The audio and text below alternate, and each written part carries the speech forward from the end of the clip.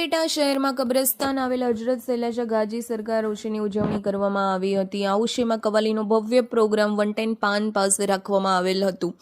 આ ઉશેમાં મશહૂર કવાલ અનીશ નવાબ પોતાના કલામથી લોકોને પ્રેરણા આપી। આ કવાલીના પ્રોગ્રામમાં બહોળી સંખ્યામાં લોકો ઉપસ્થિત રહ્યા હતા। કવાલ અનીસ નવાબના કલામમાં નોટોનો વરસાદ વરસ્યો। કવાલીના પ્રોગ્રામમાં સમાજના આગેવાનો, રાજકીય આગેવાનો, સુધરાઈ સભ્ય, પીરે તરીકત, સદાતે ઇકરામ ઉપસ્થિત રહ્યા હતા। ત્યારબાદ સંદલ ચાદર શરીફનું જુલુસ કાઢવામાં આવેલ, જેમાં ઉપલેટાના પીરે તરકીત અબ્બા મોજમીલ બાપુ અને મુસ્તબા બાપુ ખાસ હાજરી આપી।